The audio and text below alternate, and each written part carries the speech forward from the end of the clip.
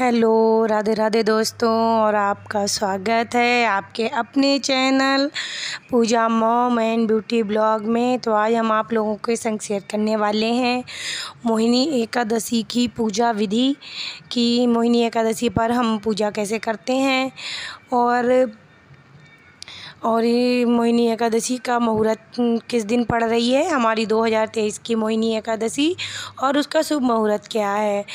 तो मोहिनी एकादशी जो है 1 मई को पड़ रही है, लेकिन इसकी जो शुरुआत है वो 30 अप्रैल को रात के 8:28 से मोहिनी एकादशी प्रारंभ हो जाएगी और इसका समापन जो है 1 मई को रात के 10:09 तक है। तो हम ये जानकारी रही हमारी मोहिनी एकादशी की मुहूर्त की। अब हम मोहिनी एकादशी की पूजा विधि बताते हैं। तो देखिए, हमारे मोहिनी एकादशी पे बहुत से लोग लड्डू गोपाल की भी पूजा करते हैं, पर हमारे यहाँ जो है विष्णु भगवान और लक्ष्मी माँ की पूजा करी जाती है मोहिनी एकादशी पर। और आप एक काम और भी कर सकते हैं, मोहिनी एकादशी पर विष्णु भगवान को भी मोहिनी रूप बनाकर उनकी आप पूजा कर सकते हैं। क्योंकि मोहिनी एकादशी इसीलिए मनाई जाती है क्योंकि असत्य पर सत्य की विजय आप समझिए। क्योंकि भगवान विष्णु ने मोहिनी रूप धारण करके देवताओं को अमृत पिलाया था, इसीलिए मोहिनी एकादशी मनाई जाती है। तो हमारे विष्णु भगवान जो हैं और लक्ष्मी माँ हैं, हम उनको फूल चढ़ा देंगे पहले। तो जैसे बहुत से लोग जो व्रत रहते हैं वो चौकी पे अलग विष्णु भगवान और लक्ष्मी माँ को स्थापित करके पूजा कर सकते हैं, पर हम व्रत नहीं रहते हैं, लेकिन हाँ, हम पूजा पूरी करते हैं जैसे की जाती है एकादशी पर।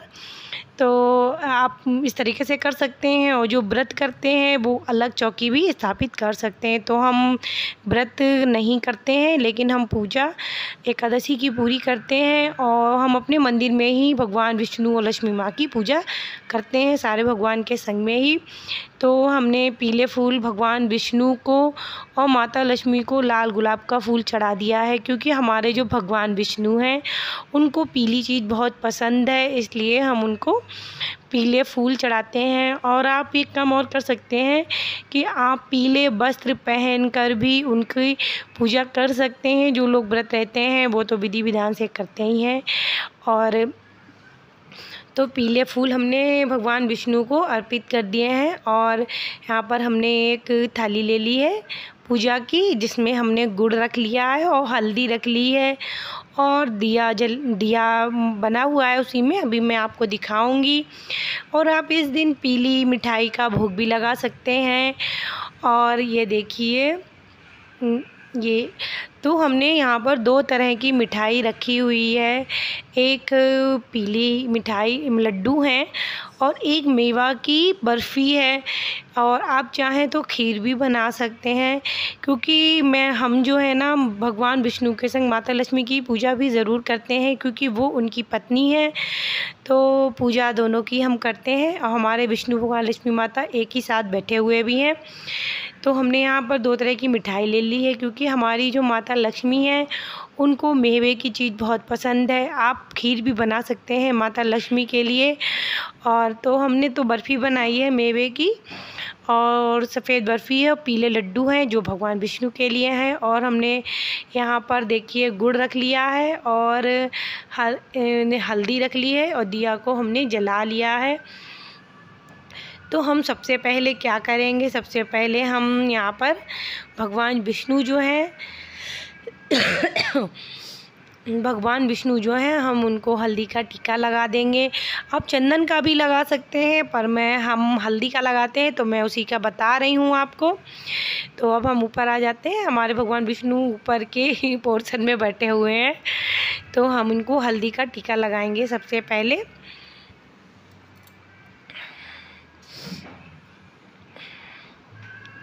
तो हमने पहले यहाँ पे रख ली है अपनी थाली, ये देखिए। हमारी मंदिर की जो है ना वो थोड़ी सी छोटी है, क्योंकि हमारा मंदिर का पोर्शन जो है वो नीचे का बड़ा है, क्योंकि मैं सारा सामान वही रखती हूँ। पर आपको दिखा रही हूँ। तो हमने हल्दी का टीका लगा देंगे। उसके बाद हम भगवान विष्णु और माता लक्ष्मी को भोग लगा देंगे। और आप पीली मिठाई में कोई भी चीज़ ले सकती हैं, पीली, और मेवे की खीर भी बना सकती हैं माता लक्ष्मी के लिए। और माता लक्ष्मी को खीर का भोग बहुत पसंद है, तो आप वो भी कर सकती हैं।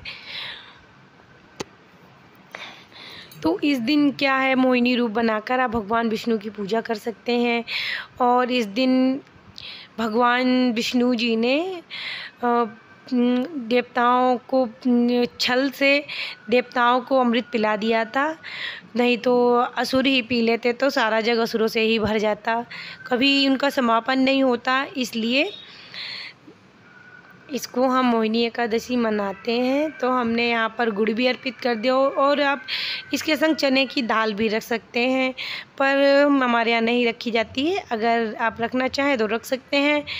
तो हमने दोनों चीज़ें यहाँ पर इस तरह से रख ली हैं भगवान का भोग लगाने के लिए। थोड़ा सा सेट नहीं हो रहा है, तो हम अपने हनुमान बाबा जो हैं उनको थोड़ा सा पीछे खसका देंगे, और हम अपने थाली इस तरह से रख देंगे। अर्पण करना है बस। तो हम भगवान से बोल देंगे कि आप इसको ग्रहण कीजिए, आप इसका भोग लगाइए। और उसके बाद हम जो भी है नीचे रख लेते हैं। भोग लगाने के बाद और जब आप इतना काम कर लें उसके बाद आप मोहिनी एकादशी की कथा भी पढ़ सकते हैं, और पूजा भी पाठ कर सकते हैं, या फिर विष्णु भगवान के किसी मंत्र का जाप कर सकते हैं। और एक मंत्र का जाप आपके लिए करना बहुत फलदायी होता है, कि श्री कृष्णाय वासुदेवाय वाला जो मंत्र है आप उसका जाप कर सकते हैं, या फिर आप इसका भी जाप कर सकते हैं, ओम भगवते वासुदेवाय। इसका भी आप 108 बार माला से आप मोहिनी एकादशी पर जाप कर सकते हैं। इस मंत्र के जाप के बहुत अच्छे परिणाम मिलते हैं। तो इस प्रकार से आप अपनी पूजा आरती कर सकते हैं। उसके बाद हम कर लेंगे आरती। तो हमने देखिए आरती कर ली है भगवान विष्णु जी की और माता लक्ष्मी की। और आरती करने के बाद आप उस आरती को सारे घर में घुमाइए। इससे बहुत अच्छा एक सुखद एहसास होता है, और सकारात्मक ऊर्जा हमारे घर में हर समय बहती रहती है। और ये आरती बच्चों को भी आप ज़रूर दीजिए, लेकिन एक बात का ध्यान रखिए, जब आप आरती दें बच्चों को तो आरती कभी खाली नहीं लेनी चाहिए। चाहे तो आप एक पुष्प अर्पित करके ही आरती लें। तो बच्चों से भी आप इसी तरीके से आरती दीजिए उनको।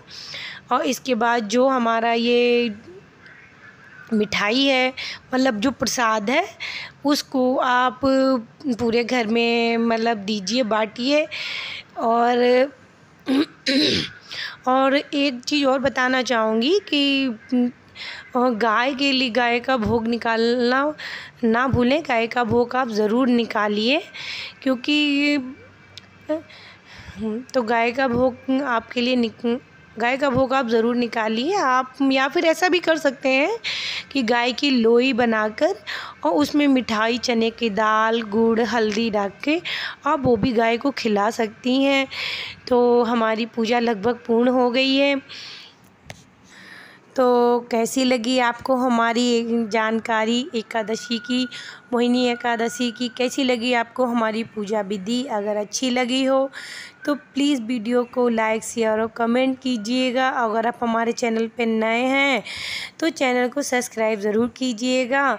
तो और मैं जल रखना भूल गई थी, तो जल मैंने बाद में दे दिया। राधे राधे।